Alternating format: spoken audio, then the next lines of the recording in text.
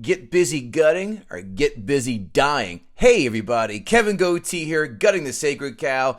Hoo-ah! We've got a fantastic episode, and finally, for all of you Release the Ray Cut fans, the moment is here. Ray Stakenas rejoins us to do a film that a lot of people love from the 80s, and that film is Highlander. Well, can Ray behead this cow? We'll find out. Guttingthesacredcow.com every single day for fantastic blog articles. Kevin Israel and I are on a warpath with That Doesn't Happen, trailer talk, and movies we've seen, just to name a few. Guttingthesacredcow at gmail.com is the way to get a hold of us if you want to advertise. Either just come by and say hi. Gutting the Sacred Cow on Facebook, Twitter, Instagram, GTSC Podcast on Twitter. Love you to death. Here's Ray Canis doing Highlander. Gather round, here's what I know. It's just that this cow has got to go. I know some people kinda like it, yeah, it's trending right now. Yeah, that doesn't matter, 'cause we're gutting the sacred cow. Can't see the line, can you, Russ? Kevin Israel named that movie. Say it again. Can't see the line, can you, Russ? Can you, Russ? Can you, Russ? It's either vacation or European vacation. I'm going to have to go vacation. Ray Canis is our guest today. Ray, can you name that film? Look, I'm just going to say European vacation because I have no idea, but Kevin gave two options right there and took one of them for himself. Well, shame on you, because the third one is the choice, and that is Christmas Vacation. That's where he's shopping the department store with the underwear, the lingerie. Can't see the line, can you, Russ? Kevin Goatee, Kevin Israel. I thought that was an easy one. I really did. Back. We hope you're enjoying episodes like JFK, like Commando, like Raiders of the Lost Ark. Ray, can you believe someone came to this podcast and tried to take down Raiders of the Lost Ark? I mean, that is absolutely shameful. You could make an argument for Temple of Doom being a weaker Indiana Jones movie, but Raiders of the Lost Ark, that takes some gusto. That takes somebody who really feels it inside. It's a shame they're wrong. Well, you should listen to that episode, because our guest, one of the winners of our fan contest, did a remarkable job and made a lot of fantastic points. They would have to. But we're not here to talk about that. We're here to talk about a film that has spanned the ages and easily has one of the worst sequels in IMDb history. And that film is Highlander, 1986. Budget of $19 million. A box office haul in the United States, 5.7, and a worldwide haul of 12 million. Now turn that into 2021 money, $45.2 million budget, a box office haul overall 28.5 million. This is the first film that we've done on this podcast after 100 plus episodes that has lost money, but they greenlit a fucking sequel. And there was a third one too, wasn't there was a fourth. Oh, and a TV show. And a TV show. The TV show I'll stand behind. I enjoyed it. I Duncan MacLeod was. That's like watching Kung Fu, the second one when we were in high school. Like, I just can't. No, I can't get into it. I never watched the Highlander. It was the TV show. I would consider a lot more like watching Battlestar Galactica, the new one, as compared to the original 1970s bell bottoms on the Starship Enterprise version. The new one is better in every way, and the world should just accept it. Wow. I wish I could give two shits about Battlestar Galactica, but priorities. I don't know. You bet on the Lions, sir. Don't tell me about priorities. I had a priority of losing money, Ray. What do you think that was? Ray, don't let Goatee geek shame you. It's impossible. Look, I wear my geekdom on both sleeves and my nose at the same time as I wipe geek snot all down my arms. How cute.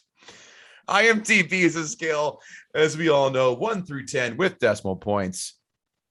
Race to Canis from the Who Would Win show, big fans of ours, and likewise, what did Highlander score on the old IMDb?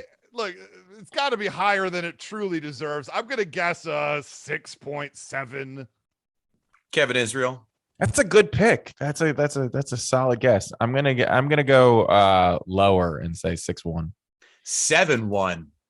7-1. See, it does. Oh Lord, does not deserve to be over 7 on any. See, the thing about Highlander, I'm just gonna go ahead and No. I want to kill this movie. No. You wait your Don't turn. hold me back. Don't hold me back. You All right, wait hold your me turn. back. Critics, Rotten Tomatoes, as we know, is a scale 1 through 100 on the old percentage score. Kevin Israel, the critics Highlander score, if you please. 60. Race to Canis. I'd go 55. I just can't see critics getting behind this crap. I can't wait to say this number. 70. Wow, really? Stop. That's how it got greenlit. That's how a sequel got greenlit. No, it's because someone got caught with fucking pedophile pictures of the studio head and go, The Quickening, that's what it's going to be called, right? Or this goes to the press. Race to Canis, the audience Rotten Tomatoes score, if you please. Oh, that's going to be much higher. That's probably banking around 80 because people are dumb. People are dumb. Kevin Israel, the score for you. Ray's jumping all over my numbers. I'm going to go 85. 79. Not bad. Not bad. Yeah. One away. Well done, Ray. Quotes. Well, there's the obvious. There can be only one. And this next one kind of flummoxes me. I peed my kilt the first time I went into battle. Now, peeing your kilt, isn't that the easiest pair of undergarments that could be removed so you would not have to piss yourself?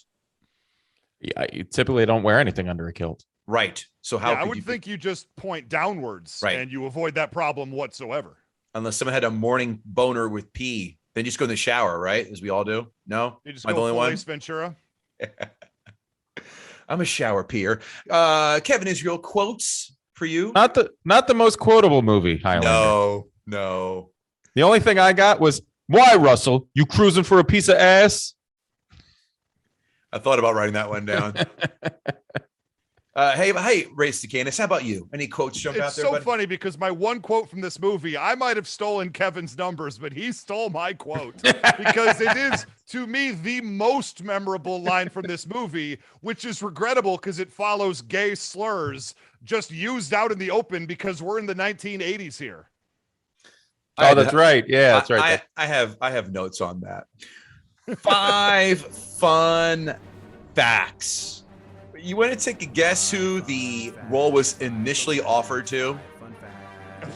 Which 50 people could I name first? I tell you what, There's no way this guy was first. Huge in the 80s. And then when I tell you the movie that he turned down to do, you're going to go like this. Yes. Oh, Jean-Claude Van Damme. I'm going to say Dolph Lundgren. Dolph Lundgren probably got an offer. No? Bigger? For the 80s?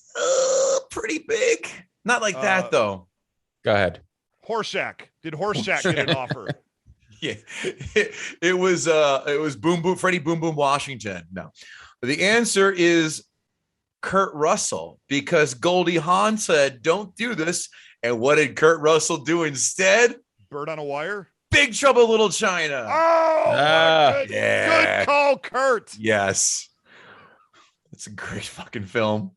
That's one of the best movies. You're goddamn right. Can you imagine if you did that? If you did this film instead? Connor McLeod always says at a time like this. Who? Connor McLeod. Me. Old Connor always says there could be only one. No offense to anything, though. If Kurt Russell did this movie and Christopher Lambert did Big Trouble in Little China, box offices flip immediately. Kurt Russell makes this watchable, and poor Christopher tanks Big Trouble in Little China. I just want to see Kurt Russell do a Scottish accent. Wait till you hear the names of those who also were approached. Oh boy, I'm going to blow your minds away. Mark Singer from Beastmaster. Never saw that film, by the way. You never saw Beastmaster? No, you never saw True Romance. So don't look at me with those piercing eyes.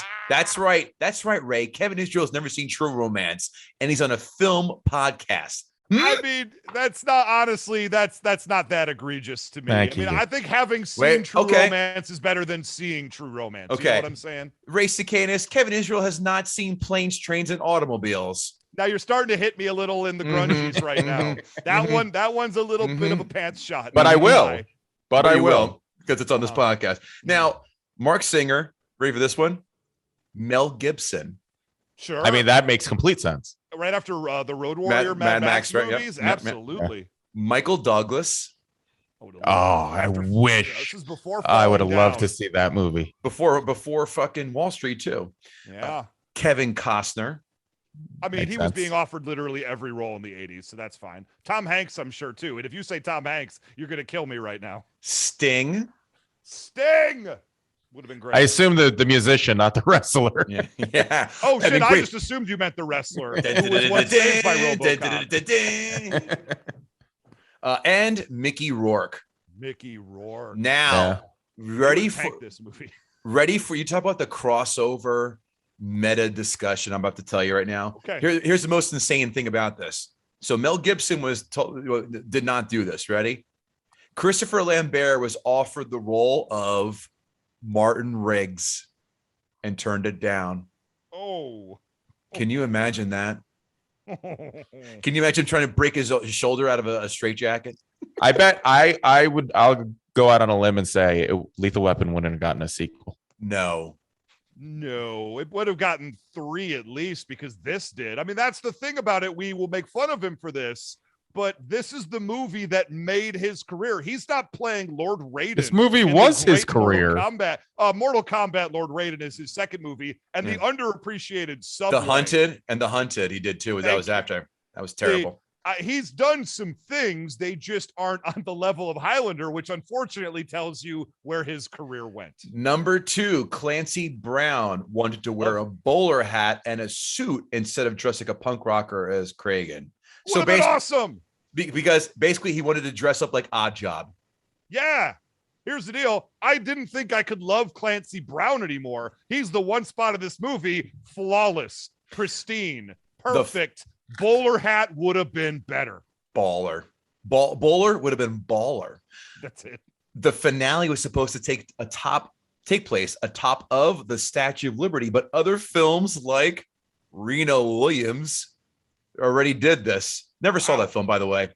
And other films have done. He didn't want it, so they wouldn't copy it. So the director, Russell Mulcahy, he was driving into the city, saw Silver Cup Studios, and go, "Oh, let's do it there." Great. Number 4. The battle scenes had plenty of extras who would drink a ton of booze during lunch breaks, which necessitated a full-blown medical team and tent to deal with the accidents with swordplay. Jesus. Sounds like an awesome set to be on. Yeah. And by the way, all these kids, a lot of them were University of Edinburgh kids from college. Number 5, consider for the role of Ramirez before Connery was cast.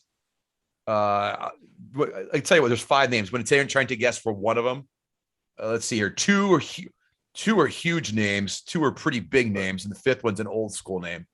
George Burns. No, George Burns. Not bad. That's an old school name. Zeppo Marx. They wanted to give it to an actual Spaniard, so maybe Antonio Banderas. He wasn't not in the 80s. He was in the 80s. He was like 12. Dude, I think 12-year-old Antonio could have pulled it off. What are you talking about right now? He did Puss in Boots. He's fine. Madonna was raping him in Truth or Dare, the movie, if you recall. Consider for the role. This is the old one. Lee Van Cleef. Oh, sure. Lee. Yes. Big Lee. Yep. Malcolm McDowell. I mean, Still not a Spanish name. Well, it gets less and less Spanish. Clint Eastwood. Oh dear. So there's the quickening, all right, and there can be only one. You looking at my sword? Yeah. You have to remember that I take 3 swipes or 4 swipes with my broadsword. Do you feel lucky? That's great. Next one, and less Spanish, Gene Hackman. I could have dug Gene Hackman in that role, not gonna lie. Yeah, that I would have. Yeah. Gene Hackman doesn't make a lick of sense, but I would have loved it. Gene Hackman, second most infectious laugh of all actors I have seen, only second to John Candy. It's fair. Thank you. Fair statement. Thank you. Next one, Peter O'Toole. Ugh, Jesus. And everyone's favorite, now recently retired actor and Alfred Pennyworth, Michael Caine. See, I could have dug Michael Caine in that role too. I mean, that's the thing is like Sean. Oh, I've got things to say. We'll say it later. We'll say it later. And now it is time for our brand new segment we have to introduce to Race to Canis, and that is Ask a Gutter. Okay. This is where our fans write us and have questions for you to ask. So, Guama Hairstone, you lovable scamp. She wants to know, to you, Ray, who would win, Jon Snow or Aragorn? This has nothing to do with Highlander, but because I like you so much, Guama, we'll allow it. I mean, it's a sword question. I think it's on the level. I would go, of course, with Aragorn. Jon Snow lost a heck of a lot of battles, and let's not forget, he got stabbed repeatedly by all of his own men for the Watch. So you got to go with Aragorn, whose mystical survival properties are absolutely off the charts. He's a king and a ranger. Sorry, John, you're out of shape here. Second that. Never watched Game of Thrones. Chris Orlando asks, the modern day miracle is seeing how Christopher Lambert got not one, not two, but 4 movies out of this. Mm-hmm. That's more of a statement, but that Blake Fulton, who did Raiders of the Lost Ark on our very podcast, is there a better hulking, brutish style villain than Kurgan? And if so, who? Ooh, that's a good question. Now, here's the deal. Again, Clancy Brown is always going to be nailing it. I would argue Kane, the wrestler in that one horror movie, pulled it off magically. Magically. Follow up. And who would you play? And who would you cast to play Conor McLeod, Ramirez, and Kurgan in a modern day remake? Ooh. Oh, Blake's on his game. This is a whole podcast episode, isn't it? Boy. I go pure MCU right here. You give me Tom Holland as the Highlander and Robert Downey Jr. as the Sean Connery, whatever the hell his name is, role. And I don't even care if it makes no sense at all. I'm watching. Boy, does that make no sense. Especially little wafy fucking Tom Holland. My God, what happened is who's the guy? Who's the wafy guy we always make fun of, Kevin? The guy who's in Dune coming out. Timothy Chalamet. Was he busy? Is that what's going on? Tom Holland, both those two. Okay. Delvin Cox, our mutual friend. I have a question for Almighty Ray. Do you think the Highlander TV show is better than the movies? I've been saying this for years, but I've been kind of alone in the process. Already answered. The answer is, well, yes. The TV show was wonderful. The TV show had wonderful characters, a great story, and actually was made by people who knew how to make art, and therefore much better than this.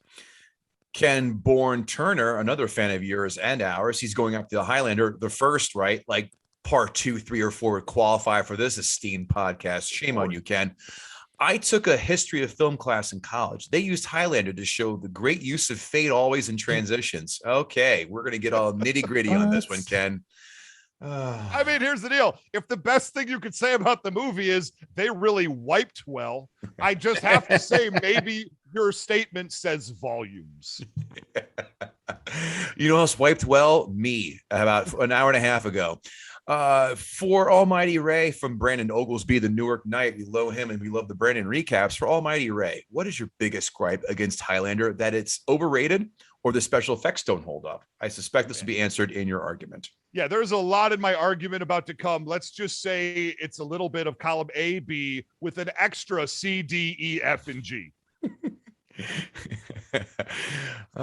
Ray's never at a loss for words. I love it. Oh, Rex Crumb, another big fan of ours. How much worse or better would Highlander have been if Oliver Stone had directed it? Oh, better.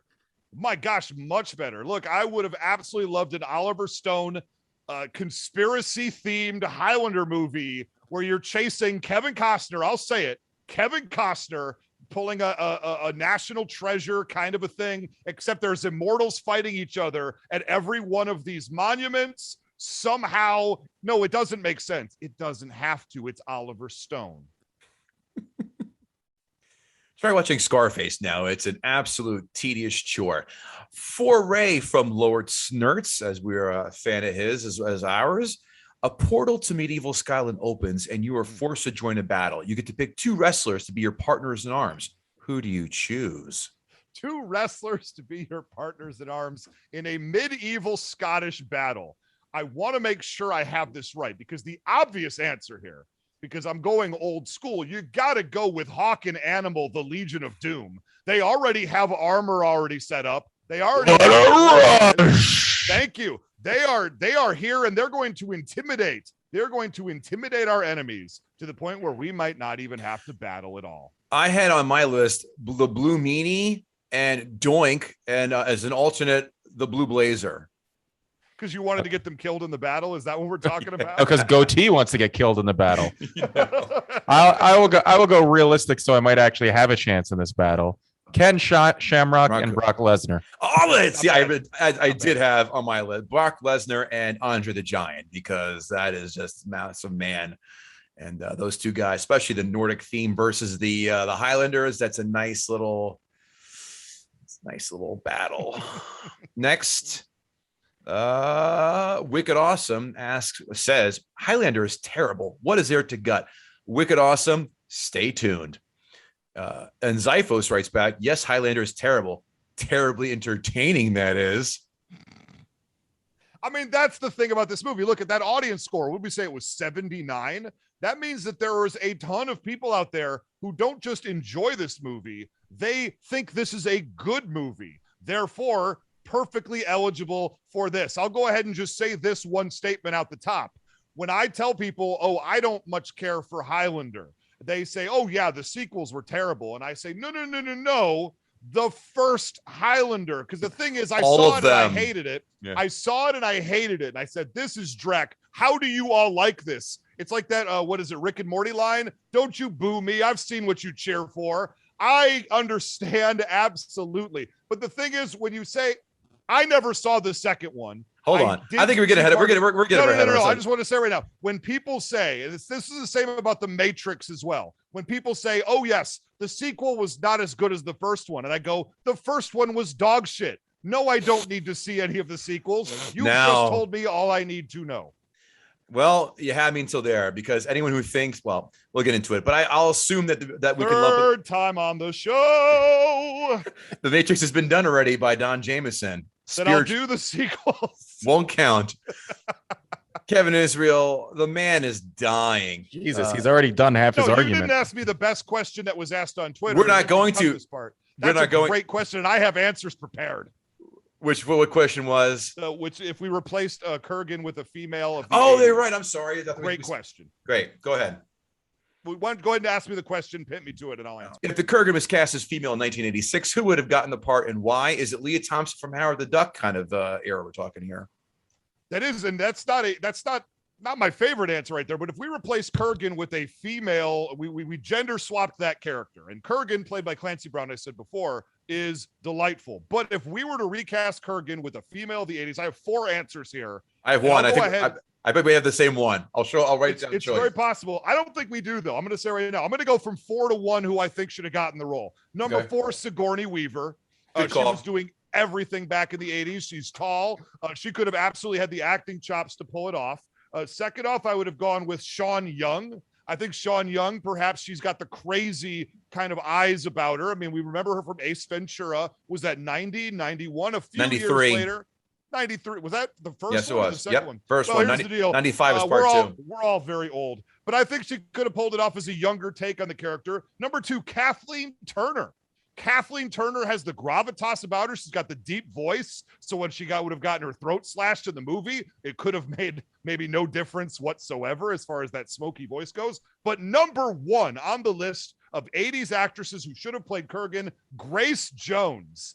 Grace Jones in that role would have been sick, would have been dynamic, and she would have kicked 10 types of ass. I'm going to say mine is better. And I wrote down Brigitte Nielsen. That's what I was going to say. That's what I was going to say. There you go. See, it's not bad. I think I went up to you on that one, pal. I think I did. I would just put a poll up. We'll just let the people decide Brigitte Nielsen or Grace Jones. I think the people who know would pick Grace Jones. I think the people who think they know drink Mountain Dew Code Red. Don't we all? No, we don't. Mr. Fago, the Juggalos. No, are we going to talk about the Insane Clowns No, again? no, Can we're I do not. a possible No. time on this show No. without mentioning the Insane No, Clown Posse? Did you know that they performed Juggalo Championship Wrestling, one of the greatest DVDs you will ever hope to bootleg? Go find it if you're a fan of anything. You're a fan of anything. You Do you like cat knitting? Go watch You're gonna Juggalo love- Wrestling. I love JCW. I'm going to promise you that right now. Are you a fan of? If you don't have a job, boy, this is the way to kill 8 hours a day. Main All right. event for Kevin Guti is Violent J and Two Dope, the Insane Clown Posse, in a tag team match against Doink the Clown and Doink the Clown. Two Doink the Clowns. You can't tell me you're not interested. Get This doinked. is this is the bizarro world I might have to fall into. Kevin Israel, the man's dying. Let's just excuse the formalities and let's race to Canis gut. The Sacred cow. Let's talk about a little movie called Highlander. Now, the greatest part about this movie, I would argue the best thing that they possibly could have put in a Highlander movie, and the part that I had completely forgotten about walking in the door, was we open with a Freebirds wrestling match. We open with a 3-on-3 professional wrestling show and cut to one of the most hyped audiences I've seen since Hulk Hogan fought The Rock at WrestleMania. What was that, 18? What a show. What an event. What an audience, but except for one guy, Christopher Lambert, the Highlander, who went to a wrestling show to not have fun. First off, you have to save the cat in this business. You have to give me a reason to like you. When you have one of the coolest multi-tag teams on the planet of the 1980s doing their act, and you're going to be a sourpuss in the audience, you already got one strike against you as far as I'm concerned. 2 strikes happen immediately as he walks into the parking garage to have his weird and terrible fight. And what is he? This can't have been an 80s style, but his jeans didn't fit. There's a huge bulge around his goddamn ankles, and you look around at every other person in this movie. Everyone else's jeans fit. Did Christopher Lambert piss off the costumer? Did we want an uncool character who not only doesn't like wrestling, doesn't own pants that fit? This is an outrage right out the bat. So here we go. We open up with a fight scene. We open up with a big old fight scene in a parking garage. Should be cool, except for the fact they cast what appeared to be a 55-year-old innkeeper to be the man in the fight against him, a man with no sword ability whatsoever, a man whose double is a Cirque du Soleil character who can only do backflips like Simone Biles through the entire thing. Now, who are these backflips for? I would ask the question. They're not for fighting, because he has to put the sword down to frickin' do it. So he fights Christopher, gets overmatched, gets his sword knocked out of his hand, then does 25 backflips backwards, and then giggles from the darkness. I was begging not only that Christopher Lambert would cut this guy's head off, that he would cut my head off as well, so I wouldn't have to watch any more of this nonsense. Nobody in this movie can fight. I'm just going to go ahead and say it right now. One of the things that my Who Would Win co-host, James Gavsey, told, I had to remember his name. I was going to say, how do you forget his name? And on his birthday. How sad. I know. One of the things my Who Would Win co-host James Gavsey told me about the fight was, I said to him, this is the darkest, most poorly lit movie I've ever seen in my entire life. And he goes, do you know why that is? Because nobody learned how to fight. Nobody bothered in this action movie to learn how to use a sword. So therefore they wanted the lights as dim as possible to mask the fact that all the motions are abjectly terrible. Uma Thurman in Kill Bill holds a sword with more conviction as her hand wobbles around the screen than any swordsman in this entire movie, save Clancy Brown. He's a perfect man. So after Christopher Lambert decapitates this bozo, he has an 8-minute orgasm. I'm sorry, hold on. The Quickening, which is a big O so hard it's blowing out the lights around him and turning on car alarms. Look, I've been 19 once. I remember those days. I remember setting off a car alarm or two in my day, but it's not appropriate. It's not appropriate that it goes on for that long. You must have had common decency. You must have had a vicious jerk session to set those car alarms off, Ray. Listen, a lady doesn't tell. So And she doesn't touch you either. No, I mean, zing. once again, I was 19. Nothing's changed. My point is, there were several points in the movie I was terrified that my TV backlight had gone out because all of a sudden I couldn't make out a single shape on the screen. I'm just saying, in order to enjoy a movie, one has to be able to see a movie. Now, I had actually forgotten. Oh, excuse me. I compare the opening sequence of this movie because then we go back to medieval Scotland, and it just is basically Braveheart. This is paving the way for what Braveheart is going to look like and sound like. So it's basically just like Braveheart if people kept walking in front of the camera over and over and over again while you were trying to shoot the people in the background. You gotta hire extras who are professional extras. You can't just have family on set who keep standing obscuring half of the screen. It's dark enough, everybody. You don't need to be standing in front of the screen. You are not a filter. You are an extra. Know your role. Let's cut over to the police station because Christopher Lambert's been arrested. And what happens? Everybody's hostile towards him, but not quite so hostile. He's white. Let's keep it real. This is the 1980s New York City. People are just generally mostly ambivalent, except for one particular cop who's a big fan of gay slurs and starts throwing them at him, leading to the most understood, the most memorable line from the movie, which is really unfortunate for a sweeping epic that the one line anybody remembers is "you're cruising for a piece of ass." And let's talk about the accents for just a sec here. We'll get to some of it in a sec, but let's not forget all of these characters are supposed to be Scottish? And everybody does a reasonable job in the past. I believe that you're from Scotland, and then you drop massively French Christopher Lambert. You might as well have put goddamn Pepe Le Pew in this role. He's equally as Scottish and equally as convincing. And heck, we haven't gotten to him yet, but Sean Connery playing, what was he, a Scotsman? Sean Connery playing a Spaniard, but don't worry, he's really Egyptian. That's why he's the only goddamn person who sounds like he's from Scotland. What is happening in this movie? You could have made that character Scottish. You could have made the other one French and Here on Vacation, and we would have been fine. We would have been absolutely fine. So we go into more fight scenes right here because all of a sudden a big fight breaks out at the police station. And I've seen middle school choreography for our town that had more convincing fight scenes in it. Better slapping action, better shoving action, better literally any kind of action whatsoever. As long as there's two people on that ladder, it's our town and I'm happy. Huzzah. So back to the past. And we find out that Christopher Lambert has died in battle. And he's come back from the dead. Most people would think that's a pretty good thing. Most people would think, oh, you're a loved one. You're a compatriot. No, they call him the devil. They beat the hell out of him, put him in a pillock, and his homeboy has to save him from town. I would only argue, yes, people were dumb back then as far as their backwards religious views go. Yes, if they saw something they didn't understand, if it benefited them, it was a gift from God. If it benefited literally anybody else, it's the devil at work. Not okay with this. I could have used a little less superstition in my movie about immortals who use swords to cut each other's head off. Make this secular. Make Highlander secular. Hashtag make my Highlander secular. Now we go ahead and we meet Sean Connery. It's 30 minutes into the movie at this point. Sean Connery, iconic role. They brought him back for a sequel because fuck you, that's why. And how long was Sean Connery in this movie? Maybe one of the other exciting things. 30 minutes. The man barely survived 30 minutes of this movie.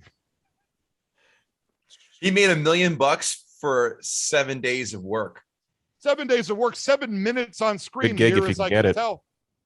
Another favorite thing, we have racism earlier. Let's have racism against Vietnamese now. Let's talk about eating dogs in our 1980s. I remember that line. Why the heck not? If we're going to go for it, I guess go full on hog. Go full on Daily Stormer, I guess, if you have to, Highlander. Let's just say I did not care for it here on my end. And we cut to Connor McLeod, and he's sitting there in his posh New York apartment. Look, he's an immortal. I guess he saved a lot of cash. I guess he invested in IBM back in the day. I don't exactly know how he's able to afford this, given that he has a very unsuccessful antiques business. But the one thing that he saves money on is fish tank cleaner. because the man has the dirtiest fish tank I've ever seen anywhere, and that includes post-apocalyptic movies and television shows. Christopher Lambert, you might live forever, but your fish will not. Take care of them, for God's sakes. Moving forward, we cut back to time. Kurgan has now found the castle where everybody's trying to hang out, everybody's trying to live, everybody's trying to have a good time. So we have a beautiful fight scene between Kurgan and Sean Connery, the Spaniard. I don't care about his name, neither should you. We all know it's just Sean Connery. Quite honestly, if this movie had any balls at all, they just would have named the character Sean Connery and just gone from there. Or so James Bond. You know what? If they called him Bond, James Bond, I actually think I would have gotten behind that as well. So Sean Connery and Kurgan, Clancy Brown, genius. Nothing bad to say about him. They're fighting up and down the stairs. Meanwhile, people off screen are throwing fake giant bricks at them. Perfectly formed, cut out bricks are being dropped from the heavens in the middle of this wonderful fight scene. They end up tearing down the entire castle. What's truly amazing about this is Kurgan kills Sean Connery. Great. I literally just gave you a half hour of the movie, and the only memorable thing was a fish tank. Keep that in mind. Sean Connery gets killed. Kurgan gets his own big O moment getting the quickening. This castle has been mostly destroyed, and somehow, Kurgan can't find Christopher Lambert, Connor McLeod, anywhere to be seen. It's a wide open field with a rundown castle with one room in it, but he can't find him. Christopher Lambert, one, do better. Protect your family. Second off, Clancy Brown, I'm just kidding. I have nothing bad to say about you whatsoever. People who enjoy the movie Highlander, I'll tell you what they really enjoy about Highlander is not the immortals. It's not the sword fights. What they enjoyed about the Highlander was they enjoyed feeling what it was like to be 15 years old when they first saw Highlander. They were sitting there feeling like they would live forever. They sat around at the age of 15 thinking they knew everything, thinking they had some secret angle on the world. And then this movie comes out and presents those ideas for them on a silver plate. What they do not love about Highlander is the fact that it's a 45-minute police investigation that ultimately goes nowhere and is never solved. That's the part they conveniently leave out when it comes to Highlander. Cutting forward, we are now 75 minutes into this 2-hour sweeping epic, and we're introduced to a brand new character. And it's a brand new character who everybody apparently knows and everybody is friends with because they don't say it. All the Highlanders are being pulled to New York City for this big final Armageddon, Kumite, Mortal Kombat tournament between them all. That's a great idea on paper, except for the fact that we're introduced to a character 75 minutes in, and then at roughly 85 minutes in, he's also just murdered. He is literally introduced to be fodder for our villain. If you're going to do that, at least point to him around the 30, 25-minute mark of the movie. That's screenwriting 101 for all you kids at home thinking about taking up the trade. Introduce the character more than 75 minutes into the movie. How about 78 minutes into the movie? Because I timed it. The goddamn Punisher shows up. There is a back alley sword fight between Kurgan and this brand new character who we just met, who everyone's best friends with and is totally not going to be dying in the next scene. The goddamn Punisher shows up, whose apparently motivation is he's a white guy in the 80s in New York City, armed to the teeth, looking for sword fights in back alleys so he can open fire on everybody. Nobody seems to remember this about the Highlander either. Motivations and characters that are tacked on that make no sense whatsoever, that are introduced far too late in the narrative to make any sense at all. Ends up, Kurgan kills our new friend. He has his next big quickening all over the place, like all over the walls, all over the ceiling. He shoots it up on a balcony at one point. It's really upsetting. So now that we've had this exciting moment, we've now set the stage, right? We know that it's going to be Kurgan. We know that it's going to be Connor McLeod. Even the slow people watching this movie can figure out these are the last two people who have to fight. But oh no, it's only 85 minutes in. We still have another half hour to go. So let's just follow the cops for a while. Let's do some computer work. Let's do some Law and Order, but the 1987 version of Law and Order, brand police detecting. What a delight. Gives us our final moment, and the one that everybody kind of remembers is the big church scene. The big church scene. This is where Kurgan inexplicably shaves most of his hair, but leaves giant strands sticking out from everywhere, which I don't believe was an appropriate hairstyle in the 80s. But I'm going to go ahead and assume in this particular year, at this particular time, at this particular moment in history, it was, because Clancy Brown can do no wrong. Did I mention that before? What a mensch that guy is. So here we go. We are in the final fight right now. We had some stupidness at the church. We had some swear words. They can't fight each other. Kurgan doesn't follow the rules anyway, so I'm not sure why he even cares. But here we are. We're on the rooftop of that one building. What was the building you said it was? Silver Cup Studios in Queens. Is that famous in New York? I'm not a native New Yorker. Yeah, so they shoot a lot of stuff. Well, they shot this, that's for sure. They beheaded it, I think you meant to say. Well, this final fight scene. Now, as I said before, most of this movie is generally too dark for words, too dark for vision. I might be getting older, but I felt this way when I was in high school as well. And my vision, okay, it was still terrible back then. But my point is, it's super, super dark. And the reason why it's dark is because we're given a climactic sword fight scene that is the rough equivalent of two 4-year-olds on Christmas morning fighting with paper towel, fighting with cardboard tubes from wrapping paper. Except one of them is Christopher Lambert, Mortal Kombat's Raiden, and the other is Clancy Brown. Again, genius. Infallible Clancy Brown, his name should be, right? Absolutely, absolutely. So here we go. The movie ends. We get our big climactic finish. There could be only one. He blows out the entire room he's in because they fight in a nondescript office building with no furniture in it. Because what could be more exciting in a movie that has sweeping visuals of practice sword fighting on cliff sides of the Scottish Highlands and goes to the rooftop of New York City landmarks? Where else would we want to finish this off than a studio? Great job, team. You really brought that point home. And then we just get album covers. He just kind of drives away.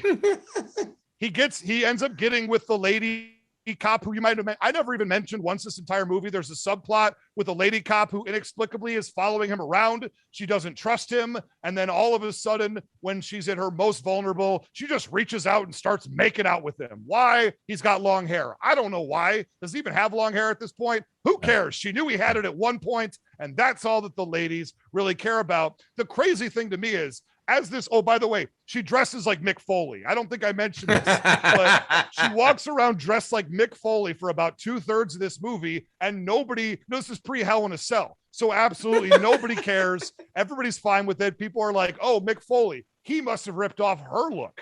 Interesting. When they were ready to have romantic encounters, did she look at him and go, bang, bang?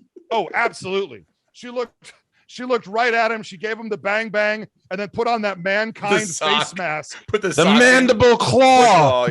Put Sacco on her arm and said, I'm ready for the mandible claw. I think y'all just nailed it right there. No, my favorite weird moment of a movie with a lot of weird moments is the fact that it's all over. And how do we end it? With a montage of everyone laughing. Every character in this movie, sans like one, died horribly. Let's have a montage of the good old days. The end. Look, the best thing about this movie was the Queen song at the beginning. It really set the stage that remained empty for the next 2 hours as this movie failed to provide anything of merit, entertainment, or value. Check that. There was one great thing about this movie besides the Queen song. Clancy Brown. Let's give it up for Clancy Brown, single-handedly trying to save this pile of dog shit from the fire hose, taking it to the sewer. Kevin Israel, I dare say that Race to Canis is the most theatrical animated gutter we've had. I stand in awe of you, sir. Him and Bill Schultz, I'd love to see have a one-off with each other. Those two would just duke it out with the most eloquent language and animated behavior we could ever aspire for our gutters to have. So listen, the attempt is there. Now, did we agree with you or not? But these notes, though, are brought to you by guttingthesacredcow.com. We get a sweet-ass shirt like I'm wearing right now. That's it, guttingthesacredcow.com. Hats, bags, shirts, mugs. We're seeing Ray is going to do a striptease for us. How cute. Everything. Blogs. Where'd he go? I don't know. I'm still going to give my plugs. Here he comes. You're giving plugs. This is a perfect time to go grab a Gatorade. My voice is killing me right now. Your poor you know how poor shouting neighbors for a half an hour does to human beings that aren't us, Kevin Guti? I can't wait to see your manifest. And I hope you record an audiobook version of it before you decide to check off this lovely planet we call Earth. guttingthesacredcow.com. There you have it. Notes. If you didn't know this is an 80s movie, the second that Queen soundtrack hit, that should clue you right in. This is an instant clue that feathered hair and puffy jackets are soon on the horizon. Stallone must have watched this movie when writing Rocky IV and said, music montages, I think I'll give this a go. Now, what if Rocky had a broadsword and wanted to cut off Drago's head and then he could yell, there can be only one? Who wears a hockey mask to a wrestling match? Just Everyone. like, yeah. What are you talking about? Very popular. Just like who wears Darth Vader helmets to a football game besides garbage Raiders fans? I mean, again, it's still Raiders fans. You answered both questions with the same answer. Very. I'll tell you a story about that in a minute. Never mind. The last time you saw Christopher Lambert, he was playing a Japanese god in Mortal Kombat. So let me get this right. A Swissman is playing a Scotsman, and Connery's a Scotsman playing a Spaniard. Got it. Sparks fly when a sword hits a car. This isn't a lightsaber, people. Now you know what kind of fuckery that we're in store for this film. Who does backwards somersaults while wearing a business suit without a leotard and Larry Nassar's finger in their asshole? Jesus Christ. I wasn't ready for that. Good. I was glad. I got a spit take. Not often you can get a Larry Nassar reference in a podcast about films. You're just not trying hard enough, Kevin. Bullshit. I sure did. Yeah, Israel's not trying hard enough. Why sit through that wrestling match and then wait to have the fracas in the parking lot? And how the hell did McCloud know the other immortal would be in said parking lot? There's no, let's send a carrier pigeon out there, pre-email, pre-text. Like, hey, 7 o'clock, MSG, 33rd and 7th garage. LOL. Eggplant emoji.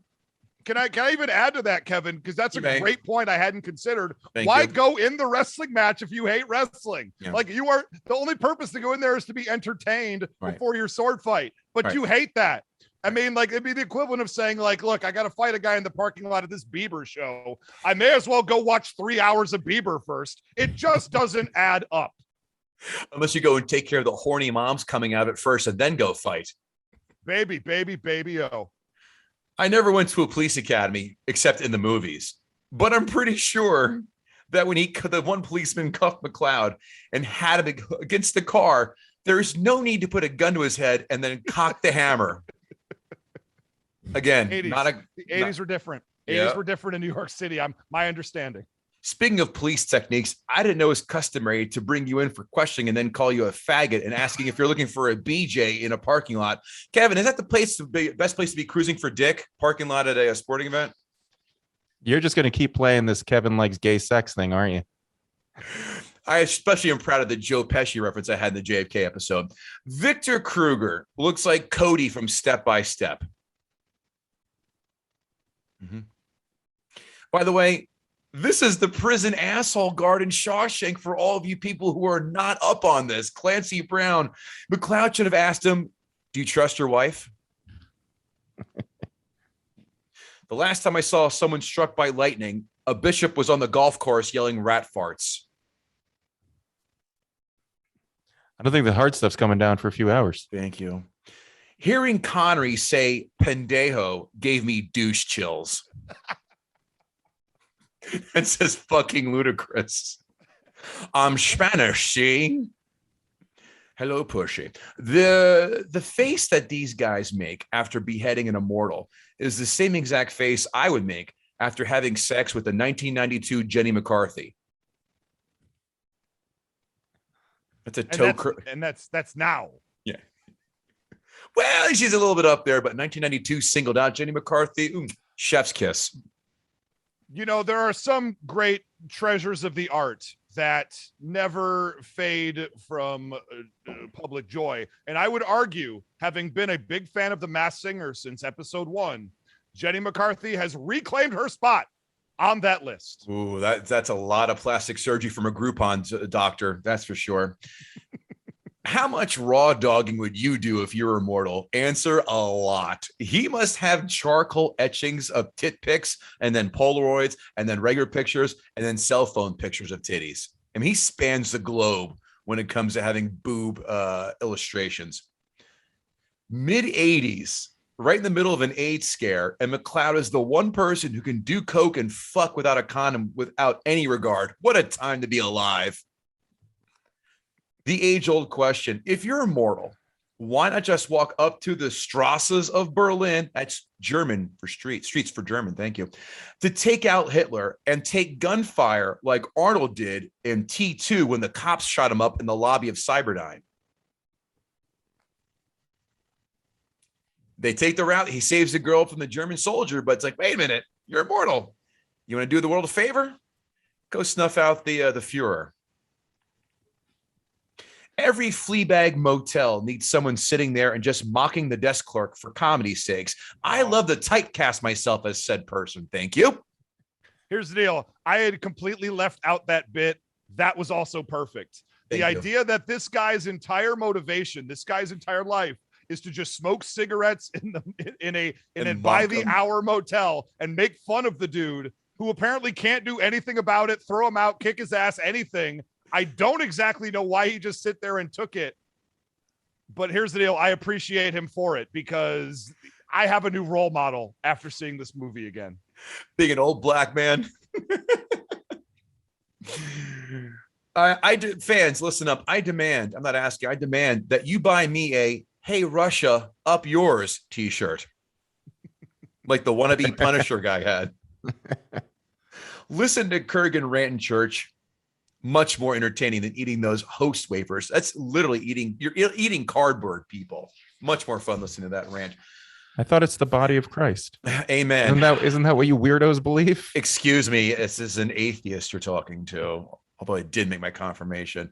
Tying her atop to the top of Silver Cup Studios.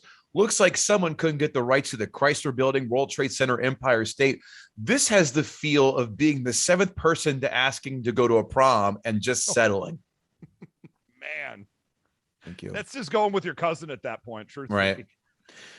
This is the way he did that. It's such an old feel to it. Why not just tie her to train tracks while playing with your mustache?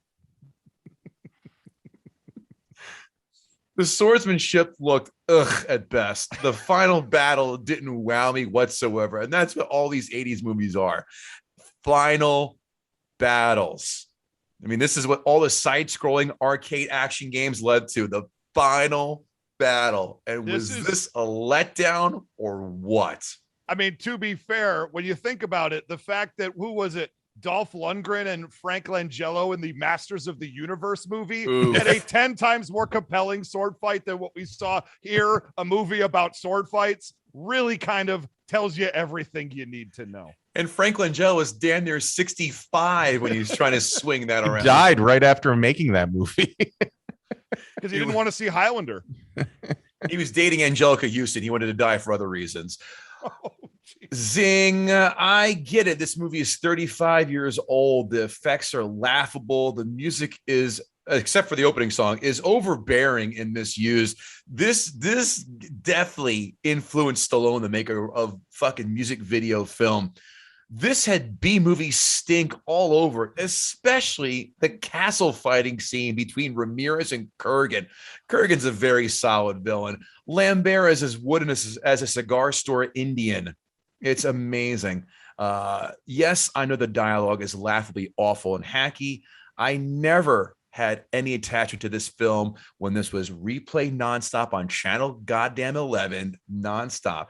And holy shit, if you ever tried watching the second one, it's really bad.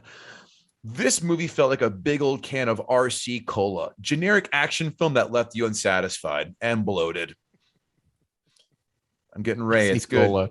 You like that? Nice shout out there. No, you give me an RC Cola ref, you're going to get me every time. That was delightful. And how the fuck did this get a sequel greenlit when the studio lost money? There's nothing remarkable about this film ever. There's no scene where people always remember the scene in Highlander. Nope. No one ever fucking says that. This does not pass the remote test, and I will never watch this again. I promise you. 3.5 out of 10. It is a bore fest from go. Sorry, folks. You're all wrong. And I hate to say it, Ray is right. Kevin Israel, floor is yours. Before I get started, Ray, what was your score for this? I would give it maybe a 2.5. Maybe it leans into 3 because of One Man and One Man Alone. That, of course, being Clancy goddamn Brown. It's fair. It's fair. So I loved this movie. I don't remember when I loved this movie. I couldn't pick a particular point in my life when I loved this movie, but I loved this movie. And I think I probably loved the TV show more, and maybe that just colors my influence of my opinion of how much I love this movie. But here's the thing. On paper, let's wait before I get into that. Let's do a little role playing. Ray, will you do a little role playing with me? I'll be the paladin. Not that kind of role playing, Kev. Put your pants back on. Oh, tease you. Let's Ray. Paladin. The setting is we live in a world where this Highlander was never made. Great. This Highlander does not exist. Let's go. Okay. I come over to your house. I knock on your door. You answer. Yes. Hey, Ray, I'm going to go see a movie. I got an extra ticket. Want to come? I'd love to. What's the movie? It's a movie called Highlander. Oh, Highlander. Oh, so it's about like the Scottish. It's sort of like Braveheart. It's sort of like the Scottish kings and all that. Yeah, sort of. It's actually about this secret race of immortals who've been living amongst us since the beginning of time. And they're compelled to find each other and cut each other's head off until there's just one. And that one will receive the ultimate power. Sounds interesting, doesn't it? I'll be honest. They're not vampires, though, right? Because you just described a lot of vampire cults. They are not vampires. No, they're just. Well, that's a knock against it, but it still sounds very good. That's right. A great it does. idea it does for a movie. I would love that movie. Right. That end scene. That brings me to my point. How'd I do? You did great. You did great. We'll be in touch. We'll be in touch. Your Oscars in the mail. I'm SAG eligible if it helps. So that brings me to my point that if you remember this movie and what it's generally about, you're going to love it because the idea of it is great. And if they never made that movie and they made it today with today's movie making ability and special effects and just concept around these kind of superhero-esque movies, it'd probably be a great movie. This movie, I was so disappointed. I haven't seen it in years. I was so disappointed to watch it because I really do remember loving it. I compare this to cotton candy. I loved cotton candy as a kid. I had cotton candy a few weeks ago and I was like, how did I ever eat this shit? This is terrible. This movie is movie cotton candy. You remember it much better than it actually is. This movie's a mess. And you guys have covered it all. And I don't want to get into all of the stuff. But I would like to talk a little bit about Christopher Lambert's brow. First of all, how many rungs off the evolutionary ladder is this guy? His brow is so far over the rest of his face, you could stand under it while it's raining and not get wet. It terrifies me. The fact that he got cast in anything is an abomination because he is just an awkward, ugly looking man who would have been great as a Geico caveman. But beyond that, he's really not qualified to be in anything. And playing like this kind of like sexy, immortal, fighter who gets the girls is mind blowing. And I think that's specifically why in the TV show, the guy that played Duncan MacLeod was like the most handsome man ever because they were like, you know what? The guy we had in the movies was just hideous. So we're going to have to go with somebody who's much, much better looking. And then if you watch the TV show, which I think Ray and I are probably the only people on the face of the earth who actually did, Connor MacLeod ends up showing up in the TV show a few seasons later because Connor MacLeod and Duncan MacLeod are obviously related, even though Duncan MacLeod doesn't look at all like he'd be Scottish. He looks kind of like he's Italian or something. He doesn't really look Scottish at all. But Christopher Lambert is a very strange looking man, and it bothers me through the whole movie. What also bothers me as far as looks goes is Sean Connery. They probably, I guarantee you there was a point where they're like, Sean, could you try to do a Spanish accent? And he was like, I am doing a Spanish accent. And they're like, all right, you don't have to do a Spanish accent. We don't have to do that. You know what we're going to do? We're going to get you some ridiculous garb to put you in that will just basically say, look, he's a Spaniard because he's wearing Spaniard type clothing. And you're going to be around a bunch of, men in kilts who have squirrel hair in their hair, like, and we'll just get the point across. That's a great point. Like, what do you think? You see him and they go, well, this motherfucker is about to break out to flamenco dancing right now. We're the castanets. Right. Obviously, he's Spanish amongst these kilt wearers. Look, he's wearing red. And I can't believe that even a guy from Spain in that time would have been like, I'm traveling, across the world. This is what I should be wearing. Like, they had to have better travel clothing. It was absolutely ridiculous. And the fact that, and I mean, Ray covered it, the fact that he was an Egyptian Spanish guy who happened to have a Scottish accent and ends up in the Highlands, and nobody's like, oh, you sound just like us. You must be one of us. Like, why couldn't he have just been another Scottish immortal who went and traveled around and came back? It made no sense. Literally, it's right there. Make him Scottish. You're already, all the other pieces are in place. This is the second head of Zaphod Beeblebrox. There's no point to it whatsoever, and it makes everything more difficult around you.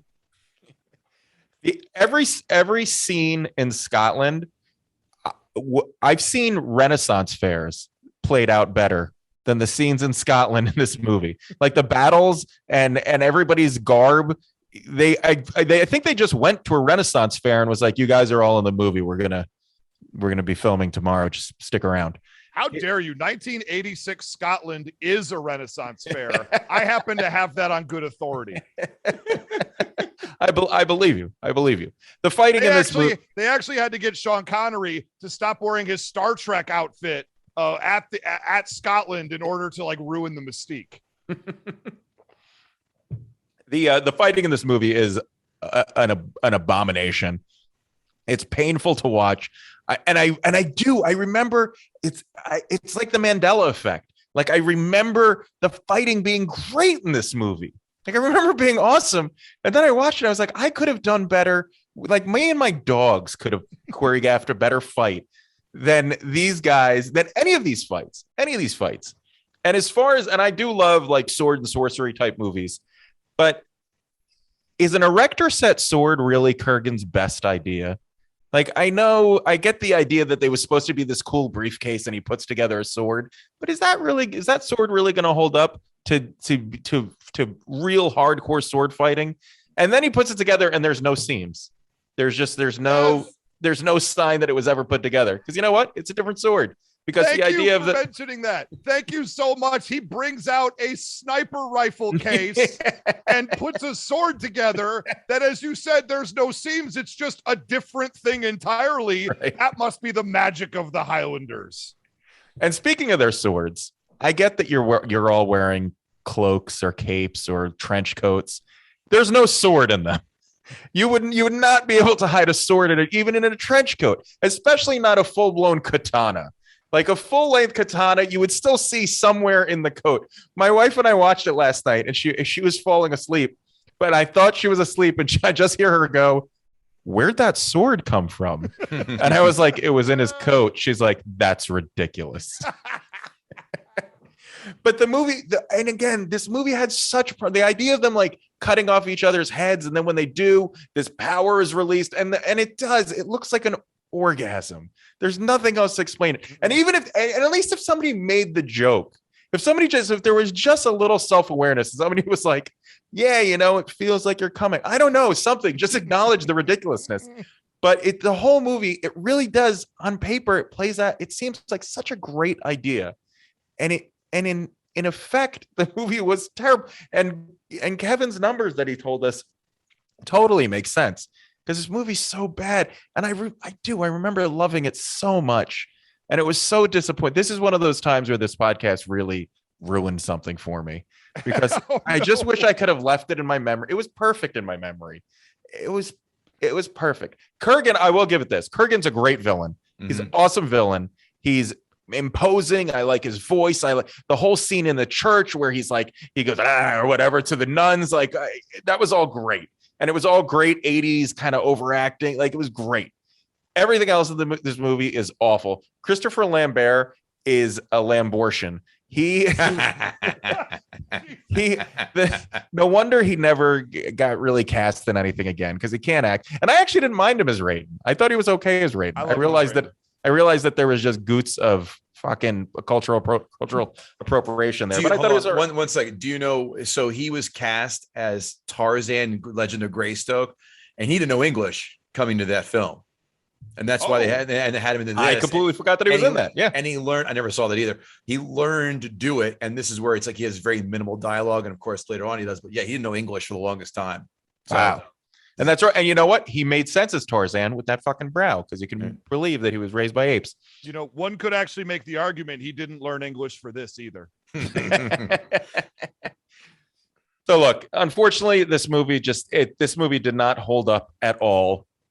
This actually is really, really, and I think they are talking about a reboot for this. I just don't know in this day and age, with everything that we've seen, all the amazing movies and concepts, that this will really stand out unless they get an awesome cast.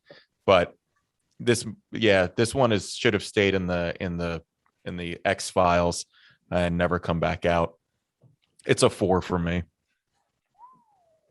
Now I can see this. Like, the thing is, you say it with better effects, with a more modern thing, they had 3 more cracks at making this as special effects kept getting consistently bigger and better. I mean, some of these came out after Terminator 2 did, which changed the world of special effects, as we all know. And yet one thing stays consistent with Highlander movies: they're all boring and they're all trash. I don't think I ever saw any of the others. I think this was the only one I saw. I hyped myself up for Highlander 3, saying, okay, you got Mario Van Peebles. I saw that one too. You got modern special effects. They're going to nail this. They're going to get, and I was like sitting there 40 minutes in the movie, the same way I felt watching Phantom Menace in theaters, and just going, oh shit, this is bad. Oh no. They got me. Just when I thought I got out, they wrote me right back in. But you know what? The 4th one, I loved the TV show. There are some great themes, some great acting. That dude is very handsome. Kevin, you nailed it. They're going to bring him in. This thing's going to be an ultimate showdown. And I'm sitting in that one 25 minutes in going, oh shit, they got me again. This is not good at all. And you know what? I can get Goatee to watch the TV show. If you can find the original because it was a European show. If you can find the original Euro versions, every episode, Duncan MacLeod has full frontal naked sex with a beautiful woman. And then they at least one. Sometimes there was 2, and they would just edit that out for the American version. But I caught a couple. There was always some hot naked woman featured in the movie. Every episode he had another love interest. Oh, he's slinging dong. Sounds like a good old cup of tea here.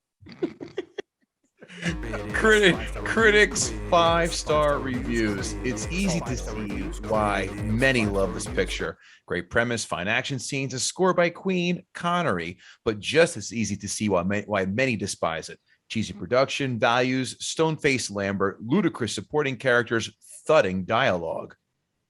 What? Thudding. That was a 5-star review. It hated it. Yeah. Well, they said they see why you can love it and hate it.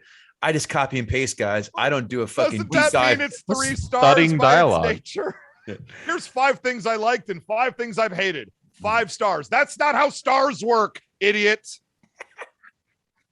Highlander is the visual counterpart to rock band Queen, who supply a number of songs in the soundtrack. Big, brash, and operatic filmmaking of the highest order. Whoa, boy.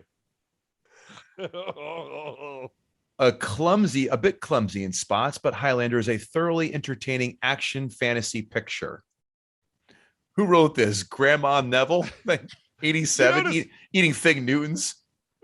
She got some Werther's original kick in there. What I would say is, you notice even the people who love it, give it 5 stars, point out its massive flaws. Yeah. It's like being a supporter of Hillary Clinton. You can't just say, I thought she had some good ideas. It's always, well, look, I'm not a huge fan, but I gave her the vote. Don't give it. It's embarrassing. You either liked it or you didn't. Highlander's plot is one of the most original ever filmed. I mean, fair. Here's the deal. That is a factual statement. I will stand behind true, I guess. Bonus fun fact, some kid wrote that in his film class. His professor loved it and got shopped around to 6 different agencies, and it got picked up. So a college kid wrote this film. It shows. Oh, That explains the complete lack of talent or through line through any of the narrative. And as a film student, that hurts to say that. As a college student who tried to be a filmmaker. And now I'm in corporate America. It's all here, folks. Fancy wipes, expressionistic angles, quick cut close-ups, stylized backlighting, camera moving, and endless illogic. I don't know what endless illogic means. I like that the camera moving is included. Yeah. Camera moving? Oh shit, is this a motion picture? Oh goodness me. If he only wrote down it's a talkie and a damn good, a rootin' tootin' good one too.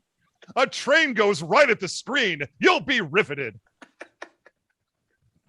Since none of the characters make sense, even on the movie's own terms, Highlander keeps on exploding for almost 2 hours with nothing at stake.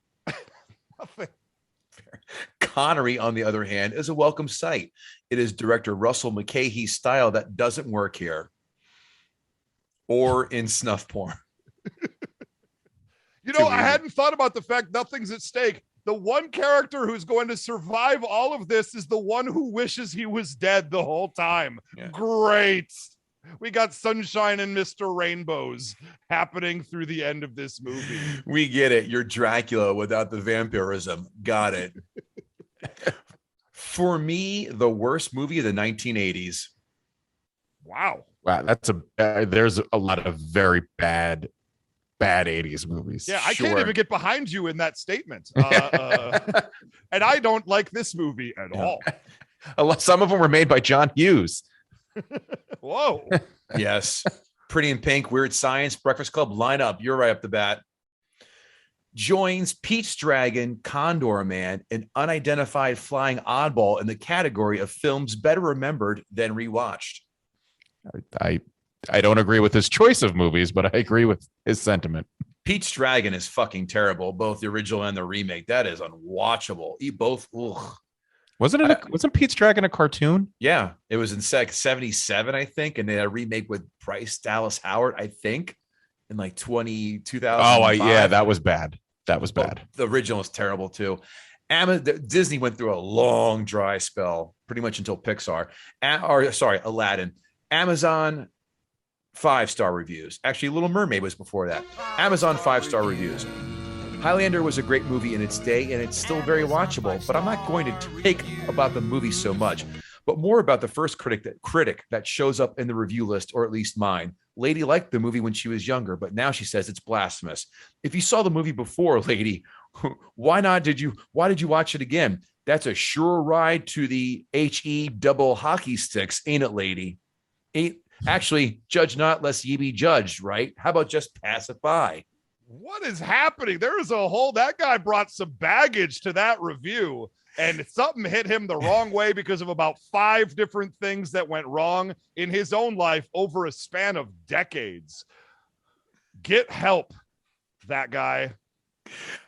And the same goes for you Nimrods that give out 1-star reviews just because the movie is not in, quote, letterbox, unquote, and other like silliness. Review the movies.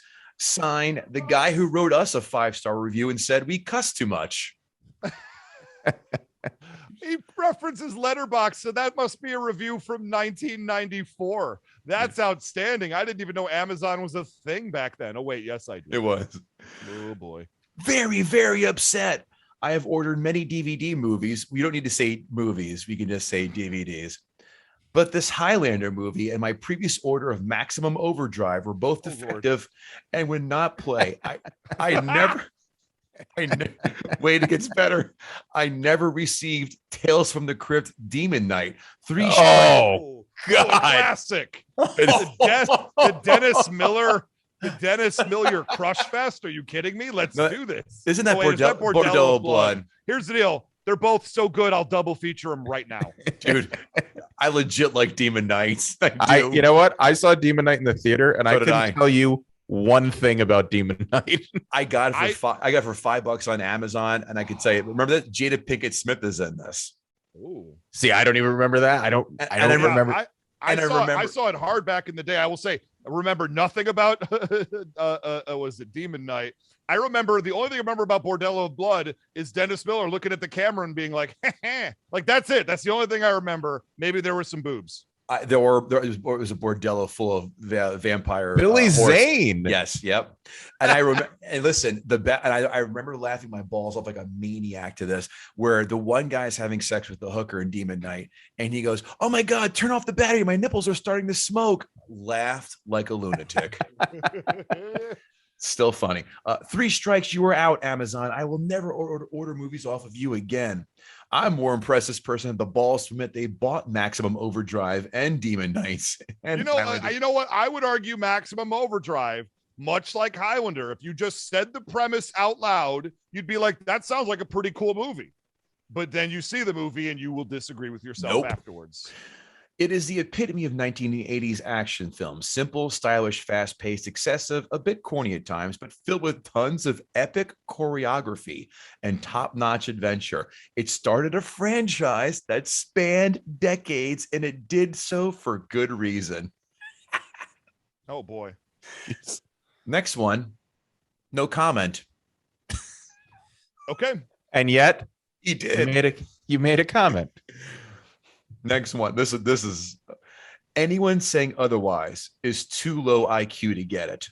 I bet this person has the VHS, the DVD, the Laserdisc, the 40 millimeter print, Blu-ray, and digital copy of Highlander 2, The Quickening. Next review. It's lit. Signed, Ruth Bader Ginsburg. Wow. Big fan. Big fan. Yeah. Amazon 1-star reviews. Stupid Holly weird trash. I once loved, look at the puns, you punsters out there. See an improv class. I once loved this movie, but I am older now and view it differently. Violence, crude and perverted behavior, taking the Lord's name in vain, profanity in church, sex scenes, as well as elder abuse. By the way, let's pause for a second. How come that old lady felt the need to crawl out of a moving car when Kroger kidnapped her? That was, I was asking myself that same question. Now, one, you could just use the door. Right. You could just get right out. He did get in the other side after ripping the entire top off. In fact, I would even argue the second the driver was removed from the car was a perfect chance to get out of the automobile, but not necessarily crawl through the new sunroof and onto the hood. I don't think that's what a logical person would do under any circumstance. Instead, she decided to shriek in his face for 3 minutes as he laughed maniacally. Where am I? Also silly. I found myself rolling my eyes over and over. What is the point? No mere human is immortal. This is pure fantasy. Someone's idea of entertainment. I discourage you from wasting your time watching a man carouse around with crazy eyes and a sword cutting people's heads off. No point, no redeeming value. Definitely not a family movie. I turned it off. Frowny face. I want to hear this not guy's a family movie. Wow. It's rated R, dummies. I want to hear his review of Lord of the Rings.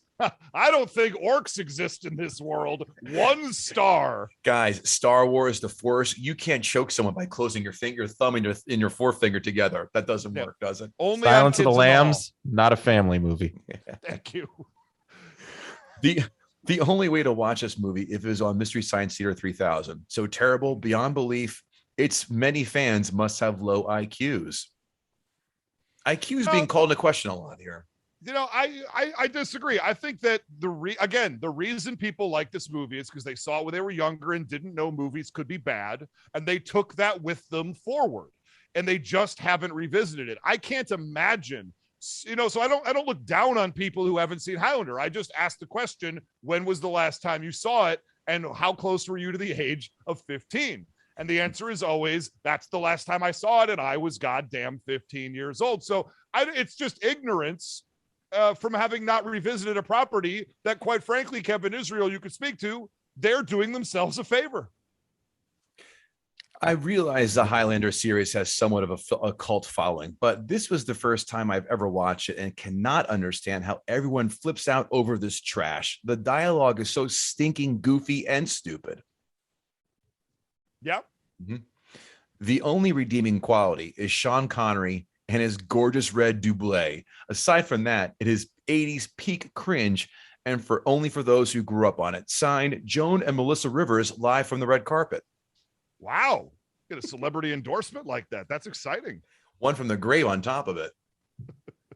Well, this is probably written before that, or was it? Or was it ghost written? Oh, Ooh. kill me. Kevin Israel, did Race to Canis gut the sacred cow? Before I tell you that, I will let you know that there is a reboot for the entire franchise in the works with Henry Cavill tied to it to play Connor McLeod. When's the release date? It's not even there. Oh, pre-production? It's not even pre-production. He still has time to get out. There's just some talks of it and a few articles with him tied to it. He's already made one bad few choices called Superman. All right, that's one bad choice. Made him a lot of money. It did. I was gonna say, looking back on it, I gave him more crap for playing Superman than I think he deserves. Sometimes the source material just doesn't give you a lot to work with. He was a great Superman. I think he was a great Superman. Just the film sucked. That's it. He was fine. I had no problem with him. That's it. Yeah, that's just it. Like, just because a writer doesn't know what to do with Superman doesn't make it Superman's fault. He's a great character, you know. So and he proved he could act in The Witcher. So anything Witcher's great. Yeah, anything I saw him in that I was just like, oh, I don't think this guy's very good. I saw Witcher. I was like, oh, I don't know. And I'm like, oh, I take everything back. He's very, very good. And I've been wrong this whole time. It's the material let him down. Yeah. Oh, he's a solid actor. I think it was great in Fallout. He was a good villain in Fallout. Mission Impossible. Yeah. Oh, yeah. Love that film. Kevin Israel, did Race to Canis gut the sacred cow? Not only did Race to Canis gut the sacred cow, I want to say, and this is my opinion, that this was one of my favorite guttings in our 100+ episodes. Do tell why. I really enjoyed you. It was well formed, well argued, entertaining, funny, and you had a couple of tangents that I enjoyed. You hit all of the buttons for me, man. You found my honeypot and you went right there, buddy. And the fact they ruined your childhood on top of it, that's really just a sweet little cherry. Yeah, I mean, like adolescent Kevin is just crying in the corner, wishing terrible things upon you. But 45-year-old Kevin really, really appreciated it, and doesn't listen to adolescent Kevin anymore anyway. Which was a worse kick to the taint rewatching this one, Israel? This film, Highlander, or Batman Returns? Oh, that's tough. I think Batman Returns. Because this one I haven't seen in so long that it doesn't necessarily surprise me that it was terrible. Batman Returns, I genuinely went into that thinking it was going to be great. Me too, 100%. Yeah. I mean, at least you get Michelle Pfeiffer in the Catwoman outfit in Batman Returns, so you have some watchability regardless of anything else. Yeah, it was just so much worse than I remember. It's almost like I saw a different movie all those years ago. I will co-sign on that gutting. Unfortunately for Ray, the first gutting with Transformers still, he's batting 500 here. But this one was. How dare you? How dare you lie to my face like this? You can give me good news, Kevin Guti. You can tell the truth, as you've said to me many times. I am batting 1,000. You are not, says us in the audience. But it was listen for all you out there, and Bill Schultz, take notes. Love you, Bill Schultz. Take notes, people. This is how you do it. This is how you do it on this show. Well prepared, comedic, theatrical. That helped. Yes. And not too hard on the eyes either, right, ladies? No. For all 8 ladies that listen to us, appreciate that. And you're a good role player, so thank you. I've had a lot of practice. Yeah, a lot of practice. Race to Canis, tell the folks what you're up to, where we can find you. Well, you can find me, of course, on the Who Would Win show opposite James Gabsey, who you've also heard on this wonderful program. We've just finished our Showdown September of matchups everybody's talked about a million times. It's a show about 2 characters from the worlds of comic books, sci-fi, and motion pictures, video games, talkies. We really hit all the bases. And we argue who would win in a fight in 3 rounds of debate. It's entertaining, it's spirited, it's a lot of fun. Both Kevins have been judges on the show before. Unfortunately, Kevin Guti, and the reason why he says I'm batting 500 is because he himself is batting 500. He named only one of those 2 matches for me, And so I've been holding it against him. So I understand the game you're playing, Kevin. Don't you bring those parlor tricks in here. Yeah, I got to get back in there. You do got to get back in there. That's a fact. We're going to have to work that out sometime in the near. But what I would also say is you could also check out Knowing Is Half the Podcast. That is my other show, the G.I. Joe recap show. We started off only talking about episodes of the cartoon G.I. Joe from the 1980s. We've now done G.I. Joe Season 2, G.I. Joe 2 seasons of the Deke era, and now we're on G.I. Joe Extreme in the mid-90s. We're going all the way through. We got Sigma 6. We got, oh my gosh, there's more. There's a Resolute. There's Renegades. I'm forgetting some. There's a lot more G.I. Joe than I ever knew existed, but we also break that up with other wonderful cartoons, I lie, of the 80s and 90s, and we sort of gut them in our own fun way on that show. That's Knowing Is Half the Podcast, anywhere you find your podcasts. Find me online at Almighty Ray. I'll say that too. Why not? I'm happy to admit, I don't know what channel it is, but I have a alert set on my DVR where I catch old G.I. Joe episodes. It's on like Family Something channel, whatever. And my daughter now watches G.I. Joe with me. And I got her yelling Cobra and Yo Joe. And boy, 80s Kevin is just glistening with pride. What about Cobra? La, la, la, la, la, la, la, la, la, la, la. She hasn't watched the movie yet. It's funny because today I was cleaning up from dinner, and she says, "Daddy, why does Cobra Commander wear a mask?" We find out why in the movie. She goes, "There's the movie." And what a ridiculous reason. I know. You know, we chatted it up with Buzz Dixon, who wrote on the original G.I. Joe and also wrote the movie. And he was not happy with some of the choices that ended up going. Shocked. Cobra La was supposed to be a placeholder name until they found something better. And he'll often tell the story, when you're doing placeholder titles in the future, you have to name it Mount Puss Fuck Mountain instead of Cobra La to guarantee they don't use your original idea.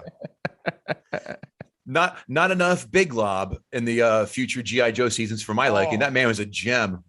Love Big Lob. You give me all Big Lob. You know why? Because Big Lob makes his move. Love it. I do it all day.